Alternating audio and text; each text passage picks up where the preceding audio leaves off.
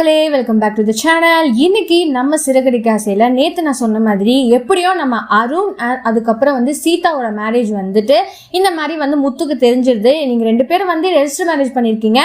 நீங்க எப்படி தைரியமா இந்த இடத்துல மறுபடியும் என் பேரை கெடுத்துட்டு இப்படி நிக்கிறீங்களேன்னு. ஆனா இதுக்கு துணையா இருந்தது மீனான்னு சொன்ன உடனே பயங்கரமா ஷாக்கு நம்ம முத்துக்கு.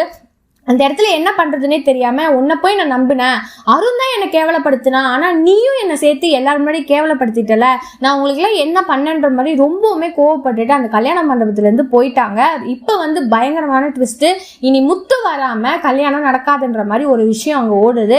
முத்துவும் நேரம் ஒயின் ஷாப் போயிட்டு பயங்கரமா குடிச்சிட்டு எல்லாம் பண்றாங்க. இன்னொரு பக்கம் நம்ம மீனா இதுக்கப்புறம் வீட்டுக்கே வரக்கூடாதுன்ற மாதிரி ஒரு விஷயமும் போகுது. இந்த இடத்துல மீனா இப்பவுமே சரி இதுக்கப்புறமும் நம்ம எதுவும் பண்ண வேண்டாம், நம்ம சீதாவோட என்னோட தங்கச்சி வாழ்க்கை எதுவும் போகக்கூடாது, நல்லபடியாவே இருக்கணும், ஸோ நம்ம நேரா போய் முத்துவை தேடலாம், முத்துவை தேடி எப்படி கல்யாண மண்டபத்துக்கு கொண்டு வந்தா மட்டுமே அருண் அண்ட் சீதாவுக்கு எல்லாரும் முன்னாடியும் கல்யாணம் பண்ணி வைக்க முடியும் அப்படின்ற மாதிரி விஷயம் போகுது. நான் முத்து எங்க தேடியுமே கிடைக்க மாட்டாங்க அப்படின்ற மாதிரி ஒரு விஷயமும் அங்க போகுது.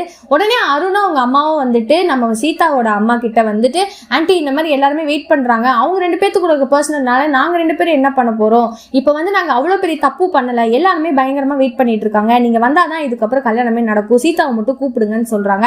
ஆனா அவங்க அம்மா, அதாவது மீனாவோட அம்மாவும் சீதாவோட அம்மாவும் இதுக்கப்புறம் அவர் வந்தா மட்டும், முத்து வந்தா மட்டும்தான் நான் எல்லாமே ஓகே பண்ணுவேன், இல்லாட்டி எதுவுமே பண்ண மாட்டேன்னு ரொம்பவுமே ஸ்ட்ராங்கா சொல்லிடுறாங்க.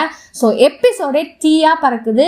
நாளைக்கு கண்டிப்பா முத்து நான் வரமாட்டேன் இனி எங்கேயுமே, இதுக்கப்புறம் எனக்கும் அதுக்கும் எந்த சம்மந்தமும் இல்லை, என்ன போய் நீ இப்படி ஏமாத்திட்டியே, எல்லாரும் முன்னாடி தப்பு பண்ண வச்சுட்டியே அப்படின்ற மாதிரி ஒரு கில்ட்லயே நான் இதுக்கப்புறம் எங்கேயுமே நான் வரமாட்டேன் அப்படின்ற மாதிரி சொல்லுவான்னு நினைக்கிறேன். ஸோ இந்த எபிசோட பத்தி நீங்க என்ன நினைக்கிறீங்க? மறக்காம லைக் பண்ணி ஷேர் பண்ணி கமெண்ட் பண்ணுங்க, அப்படியே சப்ஸ்கிரைப் பண்ணிடுங்க. பாய் பாய்.